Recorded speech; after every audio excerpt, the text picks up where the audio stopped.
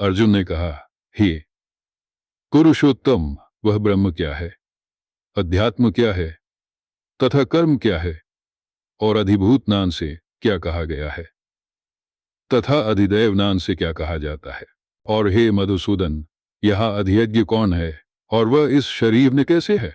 संयत चित्त वाले पुरुषों द्वारा अंत समय में आप किस प्रकार जाने जाते हैं।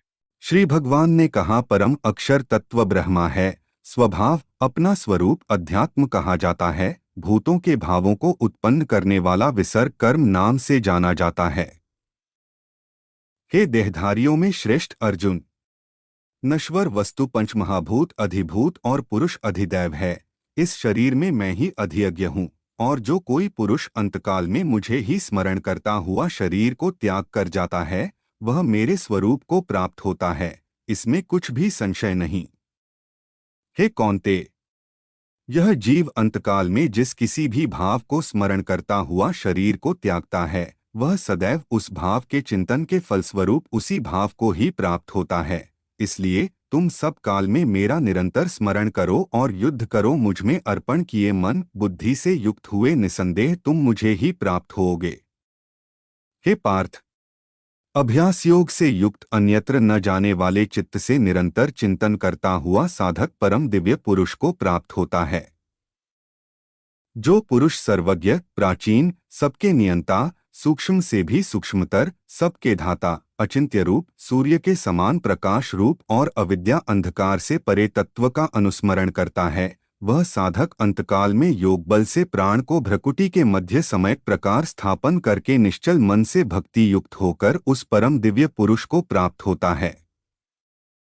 वेद के जानने वाले विद्वान जिसे अक्षर कहते हैं, रागरहित यत्नशील पुरुष जिसमें प्रवेश करते हैं, जिसकी इच्छा से साधक गण ब्रह्मचर्य का पालन करते हैं, उस पद को मैं तुम्हें संक्षेप में कहूँगा।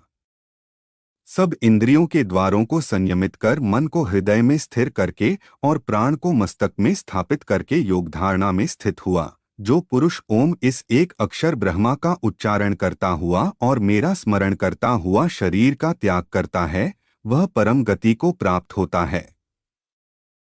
हे पार्थ, जो अनन्यचित्त वाला पुरुष मेरा स्मरण करता है, उस नित्ययुक्त योगी के लिए मैं सुलभ हूँ, अर्थात सहज ही प्राप्त हो जाता हूँ। परम सिद्धि को प्राप्त हुए महात्माजन मुझे प्राप्त कर अनित्य दुहक के आल्यरूप पुनर्जन्म को नहीं प्राप्त होते हैं। हे अर्जुन, ब्रह्मा लोक तक के सब लोग पुनरावर्ती स्वभाव वाले हैं, परंतु हे कौन्तेय, मुझे प्राप्त होने पर पुनर्जन्म नहीं होता।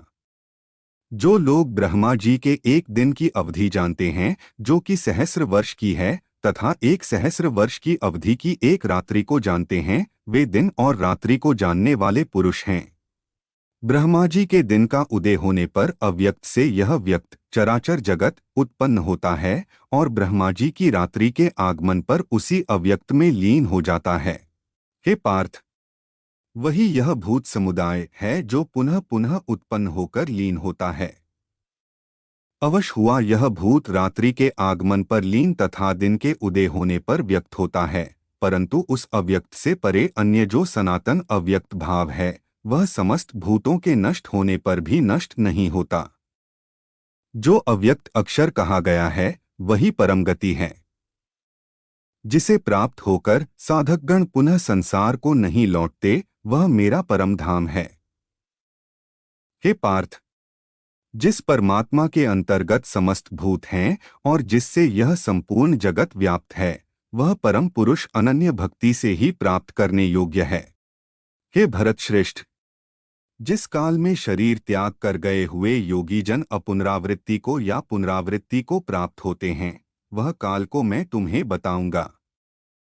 जो ब्रह्मविद साधक जन मरणोपरांत अग्नि, ज्योति, दिन, शुक्ल पक्ष और उत्तरायण के छमास वाले मार्ग से जाते हैं, वे ब्रह्मा को प्राप्त होते हैं। धूम रात्रि, कृष्ण पक्ष और दक्षिणायन के छमास वाले मार्ग से चंद्रमा की ज्योति को प्राप्त कर योगी संसार को लौटता है। जगत के ये दो प्रकार के शुक्ल और कृष्ण मार्ग सनातन माने गए हैं। इनमें एक शुक्ल के द्वारा साधक अपुनरावृत्ति को तथा अन्य कृष्ण के द्वारा पुनरावृत्ति को प्राप्त होता है।